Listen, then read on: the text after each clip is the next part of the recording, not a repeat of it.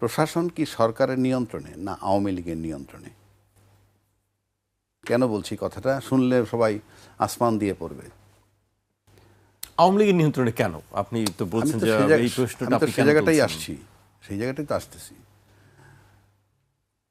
Police জানে যে আওয়ামী লীগের কার্যক্রম নিষিদ্ধ, জানে, প্রশাসন জানে। তো আওয়ামী লীগ কিন্তু গত 17 মাস বা 18 মাস মাঠে নামেনি, মানে তাদের যেহেতু প্রচার নিষিদ্ধ, কার্যক্রম নিষিদ্ধ, সেই আদেশ কিন্তু এখনো বহাল, উইথড্র হয় নাই। তাহলে সরকারের পরিবর্তন হয়ে গেল, সরকারের পরিবর্তন হয়ে গেল এবং ওত নেওয়ার আগেই তালা খোলা শুরু হলো নানান জায়গায়। কোথাও আমি গিয়ে সাথে খুলে দিলাম, কোথাও শরীফ বেগ গিয়ে সাথে খুলে দিল, আবার কোথাও নিজেরা খুলতেছে। তাহলে কি মানে, অর্থাৎ তারা নিশ্চিত হয়ে গেল যে ওই সরকার চলে যাওয়ার মানে হচ্ছেই আমরা ধরাছোঁয়ার বাইরে এখন। তাহলে আদেশ কিন্তু বহাল আছে, আপনি কাজটা করতে পারবেন না। এবং বলা হয়েছে যে আগের সরকার প্রশাসনিকভাবে মারাত্মকভাবে ব্যর্থ। তাহলে নতুন সরকার যে আসলো, সবার আগে তালাটা খোলা হইলো কেন? মানে তালা খুলতেছে, আমি কিন্তু কোনোটার বিরোধী না, কিন্তু কার্যক্রম তো অটোমেটিক খুলবেন। ও তাহলে খুলতে পারবেন, এরপর বৈশা চা খাইতে পারবেন, এরপরে আলাপ করতে পারবেন, তারপরে মিছিল করতে পারবেন। কথার কথা বলছি, আমি কিন্তু তাদের ওইটার বিরোধী না। আমি আমার আইনের কথা বলছি যে আমার আইনটা কোথায়। মানে নির্বাচিত সরকার আসলেই যে আইনটা কার্যকর হয়ে যাবে বা তারা বেশি, প্রশাসন বেশি ইফেক্টিভ হবে, সেটা আমি দেখতেছি না। এখন আসেন, যতক্ষণ পর্যন্ত উইথড্র না হয় আপনি অফিস খুলতে পারবেন না, কিন্তু আপনি খুলে ফেললেন কিভাবে? যে সরকার আসছে, সরকার আসার পর যদি তার এরকমভাবে সরকার আমাদের ফেভারেবল এবং প্রশাসন আমাদের কিছু বলবে না, এই দুইয়ের সমন্বয় পাইছে বলে এটা খুলতেছে, তা নাহলে খোলে কিভাবে? আপনি, এটা সিম্পল বিষয়। এখন আসেন, যেমন ধরেন যদি বলা হয় যে অন্তর্বর্তীকালীন সরকারের সময় যে সমস্ত সিদ্ধান্ত নিছে সেগুলো মানতে বাধ্য নয়, আমি সব দিকই বলতেছি যে তারা মানবে না, অন্তর্বর্তীকালীন সরকার সিদ্ধান্ত দিছে সেই জন্য মানলাম না, সে ধরনের কোনো বইগুলো খোলা সঠিক হয় নাই এবং আইনি অ্যাকশন নেওয়া উচিত।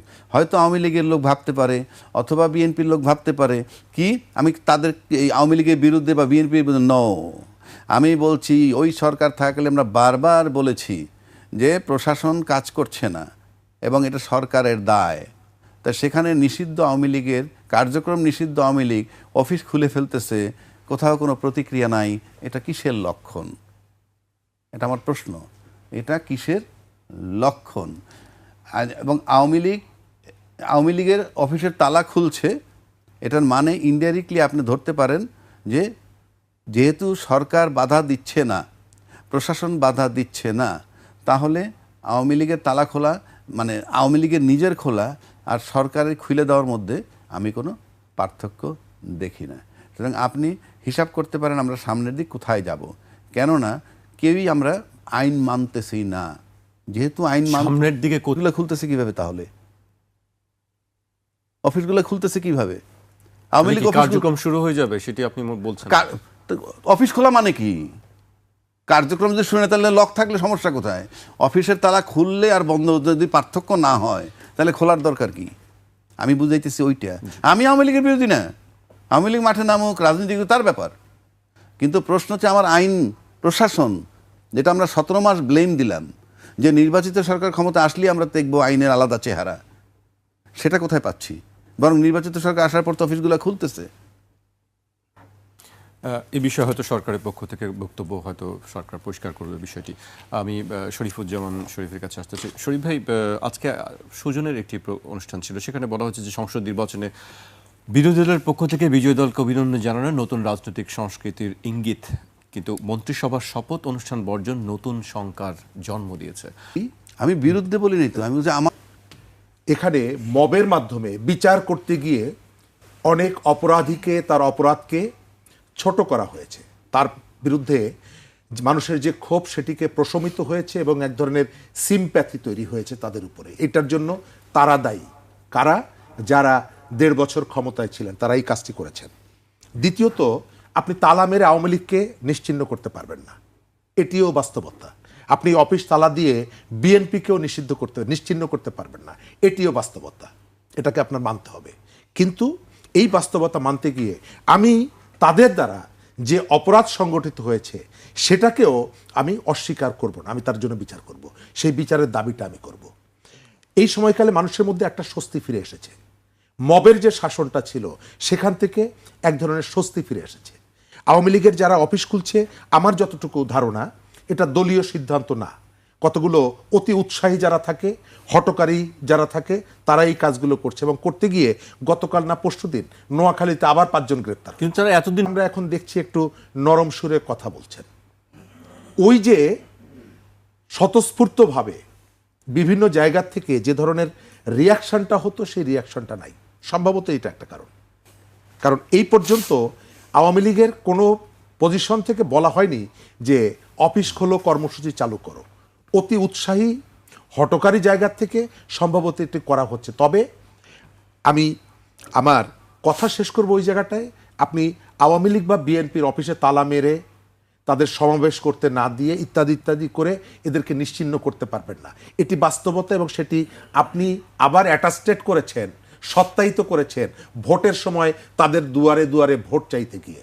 তবে আওয়ামী লীগের যারা অপরাধী, যারা গণহত্যার সাথে জড়িত, যারা টাকা পাচারকারী, তাদেরকে কোনোভাবেই অফিস খুলুক আর জানালার ফাঁক দিয়ে প্রবেশ করুক, তাদেরকে ক্ষমা করা যাবে। আমরা সংসদের সদস্যদের যে শপথ অনুষ্ঠান সেখানে আমরা দেখলাম, তার আগেও দেখলাম, মজার ব্যাপার দেখেন আপনি, রাজনীতিবিদরা আমাদেরকে কতটা হালকা মনে করে অথবা আমাদেরকে কতটা বোকা মনে করে এবং আমাদেরকে কিভাবে ধোঁকা দেয়। বেগম খালেদা জিয়া মারা যাওয়ার পর 11 দলীয় জোটের প্রধান তারা গেলেন তারেক রহমানের সাথে। আমি দর্শকদেরকে মনে করিয়ে দিই, তারেক রহমানের সাথে গিয়ে প্রস্তাব দিলেন আমরা একটা জাতীয় সরকার করব। আবার নির্বাচনের পরে যখন তাদেরকে জিজ্ঞেস করা হলো জাতীয় সরকার হলে কি করবেন, না করব না। কারণ কি, ততক্ষণে তাদের আসন তারা যেভাবে ভেবেছিলেন সেটি হয়নি, সংখ্যাগরিষ্ঠতা সেটি পায়নি। অর্থাৎ মাত্র সপ্তাহখানেকের মধ্যে আপনি আপনার রাজনৈতিক টার্গেট, রাজনৈতিক কৌশল আপনি পাল্টে ফেলছেন। সুতরাং সকালে শপথে যাওয়া, বিকালে শপথে না যাওয়া এটি অস্বাভাবিক কিছু না, আমাদের এখানে হয়েছে। কিন্তু এখানে কথা বলি, পাবলিক ইন্টারেস্টের কথা বলি, পাবলিক স্বার্থের কথা বলি, এটা হচ্ছে গৌণ, মুখ্য হচ্ছে ক্ষমতা। আপনি আজ থেকে 15 দিন আগে আমি আপনার সাথে বসে প্রস্তাব দিলাম যে আমরা একটা জাতীয় সরকার করব। যখন আমি পরাজিত হলাম, অন্য আমাকে এসে জিজ্ঞেস করছে যে যারা বিজয়ী হয়েছে তাদের সাথে কি জাতীয় সরকার করবেন, আমি বলছি না, করব না। নির্বাচনে যে আসনগুলোতে আমি বিজয়ী হচ্ছি সেই আসনগুলো নিয়ে কোনো প্রশ্ন নাই, কিন্তু নির্বাচনে যে আসনে আমি বিজয়ী হচ্ছি না আমি প্রশ্ন তুলছি সেগুলো নিয়ে। সরকার প্রধান যখন বলে যাচ্ছেন যে এই নির্বাচনে কারা কারা বিজয়ী হবে, আমি ওটা নিয়ে প্রশ্ন তুলছি না। আমি জিজ্ঞেস করছি ইলেকশন কমিশন তুমি যথাযথ দায়িত্ব পালন করো না। আমি অভিযোগ করছি বিএনপি সংখ্যাগরিষ্ঠতা পেয়েছে, অভিযোগ বিএনপির দিকে। আরে নির্বাচন তো বিএনপি করে নাই, নির্বাচন তো সরকার করেছে, নির্বাচন তো ইলেকশন কমিশন করেছে। তাদের বিরুদ্ধে আপনার কোনো অভিযোগ নাই, আপনার অভিযোগ হচ্ছে বিএনপির বিরুদ্ধে, বিএনপির অভিযোগ জামাতের বিরুদ্ধে। তাহলে আপনি এটি ধরে নিচ্ছেন যে এই ইলেকশনে আসলে ইলেকশন কমিশন অথবা গভর্নমেন্ট ফাংশনাল ছিল না। তা না হলে রাজনৈতিক দল প্রতিদ্বন্দ্বীরা একজন আরেকজনকে হারিয়ে দিতে পারে নাকি? আপনি সেই কথাটা কেন বলছেন না? জি, শরীফ ভাই আপনার কাছে আবারও শপথ অনুষ্ঠানে না যাওয়া, সেখান থেকে কি ঐক্যের কোনো বিরোধ বা ফাটলের শপথ মানে আপনি বলছেন মন্ত্রী পরিষদের শপথ হয়ে যায়নি? না না, শঙ্কা কি হবে না হবে বড় কথা না। বড় কথা হচ্ছে যে আপনি যখন 2/3 মেজরিটি পেয়ে যায় কেউ, তখন যদি সে কিছু কেয়ার না করে, অবজ্ঞা করে, অবহেলা করে, কিছু করার নাই। বিষয়টা ওইখানে। কেননা কতগুলো বোন পায় ভাইয়ের অর্ধেক, তাই না? এখন ভাই আর বোন মিলে যদি বলে যে আমরা দুজন সমান সমান নিব, তাতে তো ওই যে মুসলিম মতে তো তা নাই। মুসলিম মতে আছে ভাই ডাবল পাবে, বোন ভাইয়ের অর্ধেক পাবে। কিন্তু ভাই বোন মিলে যদি বলে দেন আমরা দুজনে সমান ভাগ করে নিই, তাহলে আইনে কিছু আসে যায় না। তা আমরা এখন যেমন কথা তুলতেছি, আইনে নাই, কি নাই, আইনে গণভোট নাই। কিন্তু আমি তো গণভোট মেনে নিছি, গণভোট করব। গণভোট করার জন্য সরকার একটা অধ্যাদেশও জারি করছে, তার ভিতরে বলা আছে গণভোটটা ফাইনালি কার্যকর কিভাবে হবে। না হইলে সেটা ভিন্ন কথা। গণভোট মেনে নিলাম, নির্বাচনের সময় বললাম যে হাতে ভোট দাও, আমরা তো মেনে নিলাম। তো মেনে নেওয়ার পর যদি আমরা এখন দুইটা ওত নেওয়ার কথা, একটা নিলাম সংবিধান সংসদ সদস্য সংস্কার হিসেবে, আরেকটা হচ্ছে সংবিধান সংস্কার পরিষদের সদস্য হিসাবে, আপনি তখন নিচ্ছেন না। আপনি যদি না নেন কি করার আছে?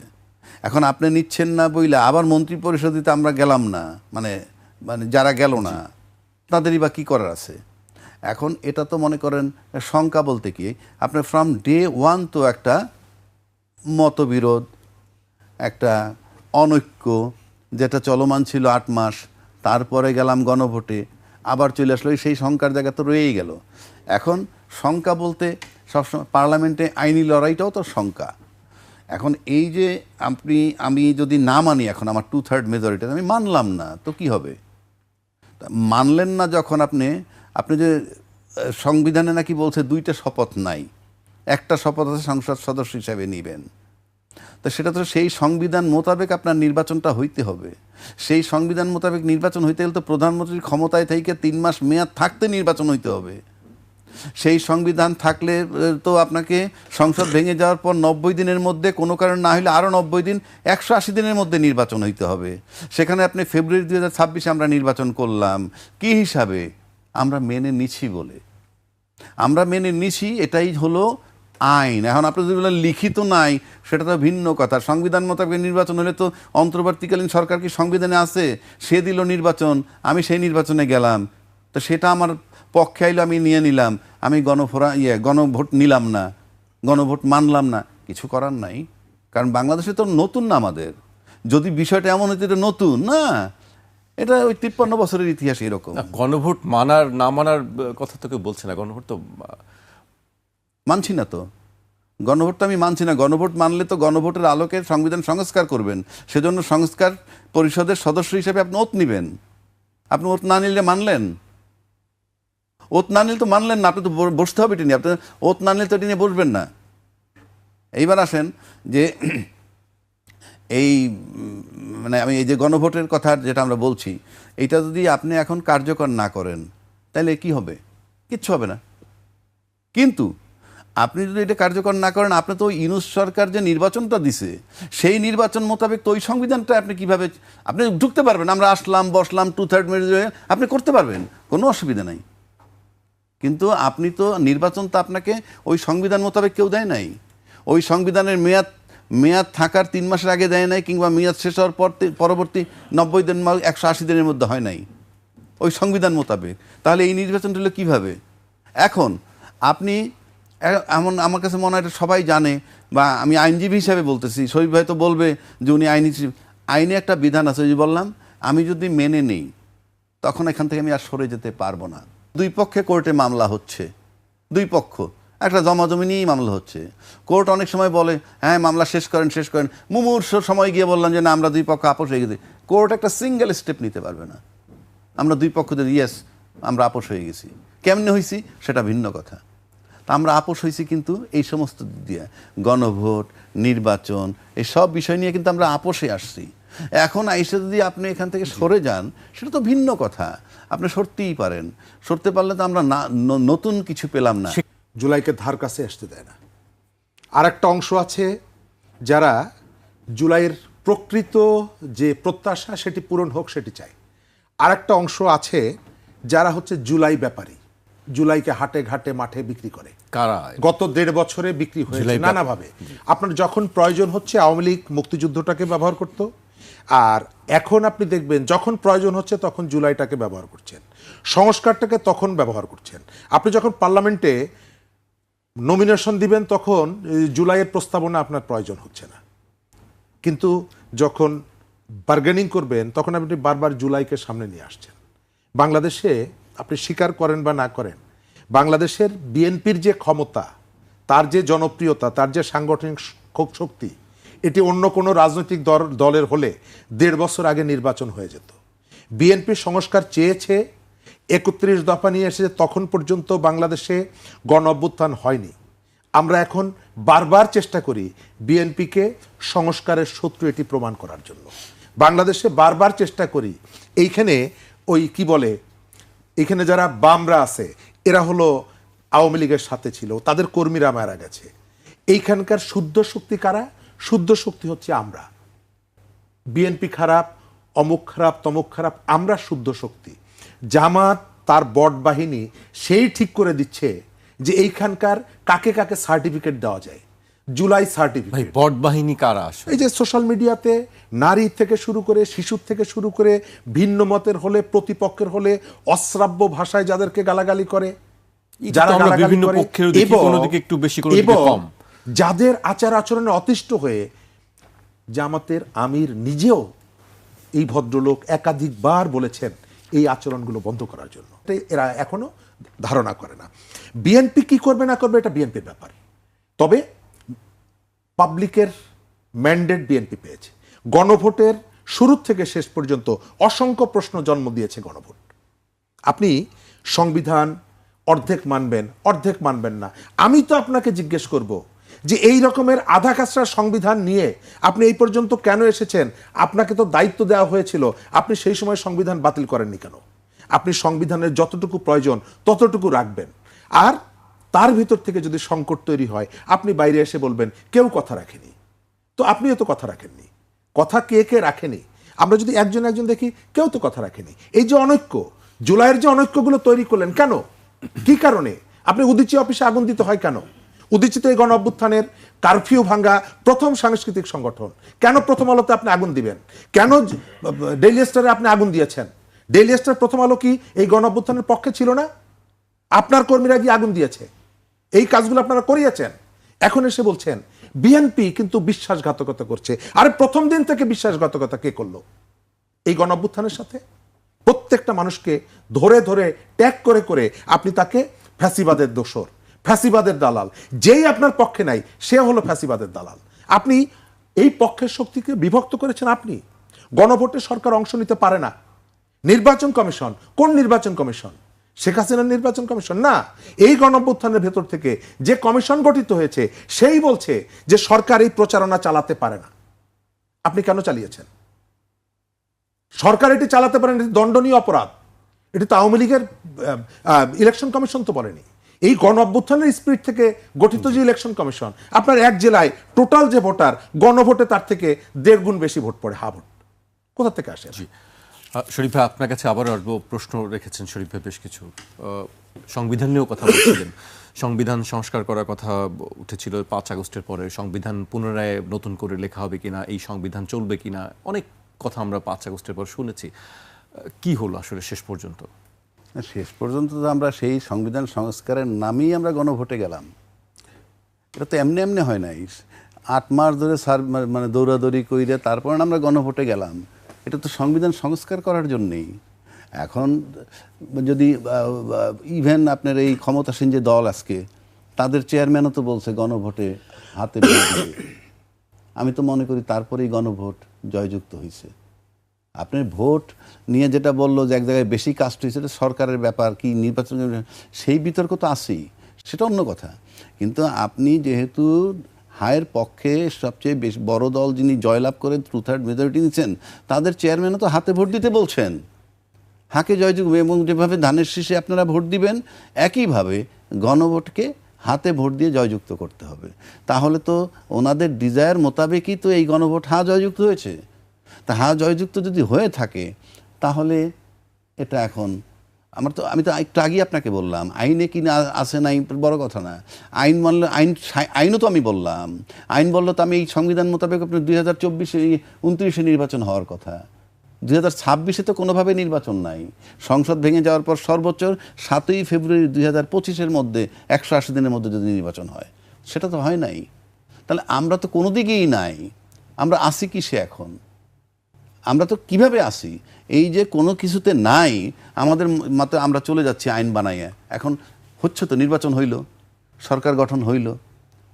এখন এই যে গণভোটের যে ফলাফলটা, আমি যদি সিম্পল অন্য লজিকে আসি, আপনাকে যদি অন্য লজিকে আসি, সেই লজিকটা কি, যে ধরেন এই গণভোট মোতাবেক, বাদ দিলাম সব কিছু, গণভোট মোতাবেক যদি সংবিধানটা সংস্কার হয়ে যায়, উপর কক্ষ নিচের কক্ষ, কে কয় টার্ম থাকতে পারবেন না, এই যা যা আছে সব যদি হয়ে যায়, আপনি আমার সিম্পল বলেন তো দেশের কি ক্ষতি হবে এতে?